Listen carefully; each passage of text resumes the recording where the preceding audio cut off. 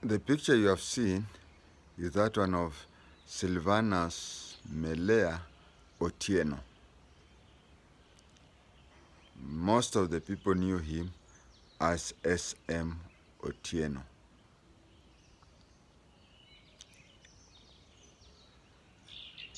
He had a case, and the case was very interesting. He died around 1986. This is his story. He came from Siaya, at a village called NYALGUNGA. And he came from a clan called Umirakager. It became, after his death, it became so obvious that, the case went on for a long time until some things that were connected to him were incorporated into Sheng. Although it became temporary, nowadays do not use it, but in the 90s those names were used. The name NYALGUNGA. NYALGUNGA is the village that he came from. So, for some time, the name Oshago was replaced by the name NYALGUNGA. You would find a lot of people, including whispers. When they want to go home, they say, I'm going to NYALGUNGA. But that one was short-lived. It went back to the name Oshago. Another name that temporarily became a Sheng word was Umirakager. So when somebody was talking about his or her clan at home, they say, my Umirakager is Samo, meaning my clan is Samo. But it stopped there. This fellow became a lawyer, and he was so successful as a lawyer, especially criminal lawyer. It was joked that once SM Otieno is hired to defend a criminal, then a murderer is released. He knew all the weaknesses of a case. So just get him, and then you win the case. But like most perfect people, I'll give you an example of Nelson Mandela. Mandela is one of the most honored Africans ever. But look at his home family. You are successful out there, but in the family, you are the opposite. He had bought land at Ngong. At a place called Upper Matasia. When he died, he married Wambui Otieno. Wambui was a member of the Waiyaki family, the great Waiyaki family. She was a freedom fighter. But when they got married, she had kids. He adopted those kids as though they were his. They also adopted kids who were not theirs. And they had their kids. So, Wambui's kid, their kids, and the kids that they adopted, mostly from people known to them, close people who die, and then they adopt their kids and made them theirs. So here he was, a very successful lawyer, Those days we did not have senior counsel. But if there were senior counsels then, he would have easily qualified. Then he died. When he died, Wambui Otieno wanted him to be buried in Ngong at a place called Upper Matasia.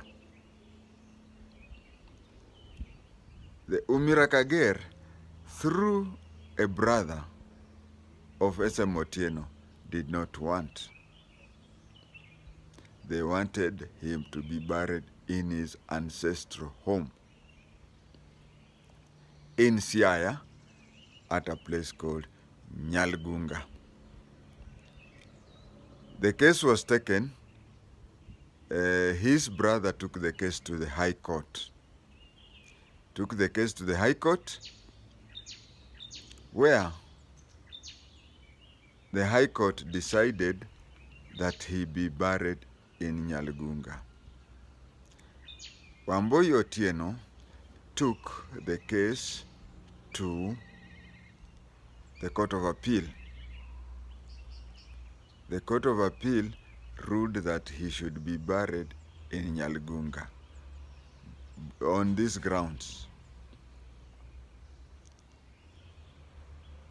And you know, most of the 2010 Constitution, or even 2005 and further Constitution, we make Constitution bearing in mind some of the cases that are happening.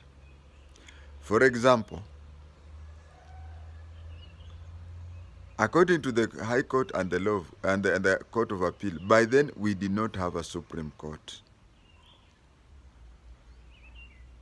They said that in the absence of a will, the interest of the dead person is taken over by the clan and not the widow. To them, actually they even used the word repugnant. They said that the wishes of a clan, so long as the wishes of the clan is not repugnant, then it surpasses even your will. But today, any statement that is called a will has more power than even what other people say. Now, who was Wambui Otieno's lawyer? It was John Haminwa. And who was Umirakager's lawyer? It was Richard Quach. Now, in Luhya, the name Haminwa means kamefinywa. And how is the name Haminwa gotten in Luhya? When growing up, you can be a male and you have sisters, several. You find that the sisters dominate over you, they overrule you, they wanakufinya. So some names, like even my own name, KHWATENGE. KHWATENGE is not a name, it's a statement. Haminwa means kamefinywa. KHWATENGE means son of Tenge, or Hwa, son of Arab, or is it Ole? Tenge. Tenge is somebody who was born alone. He had no siblings. And it is not somebody who was born with others and they died. No. It is just that God just gave his mother one child. And then the child being either a lady or a gent, just called Tenge. But if the Tenge is a man, his kids will always call themselves KHWATENGE. Haminwa is somebody who was born, a man who was born with the sisters, and the sisters dominated over him. And then they say kakafinyiliwa, Haminwa. Quach. Quach in Luo is a leopard.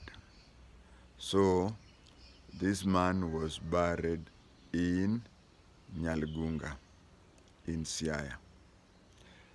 Wambui Otieno died recently, but then later she got married to a man called, I've forgotten the name of the young man, but she got married to a man who was called Mbogwa. Yeah, he was called Mbogwa. Now she got married to Mbogwa, and age-wise, Mbogwa was the age of her grandchildren.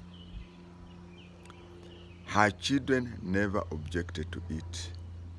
And even the law states that so long as Mbogwa is over 18 and of sound mind, and Wambui Otieno is over 18 of sound mind, and you know, we have men of Wambui Otieno's age who get married to women the age of Mbogwa. So why is it that way? So they stayed well until Wambui Otieno died. When Wambui Otieno died, Mbogwa attended the funeral and he was consoled like any other widower. But after the wedding, watoto wa Wambui Otieno walimfukuza. That is the end of the story about, real story. This is the end of the real story about Silvanus Melea Otieno.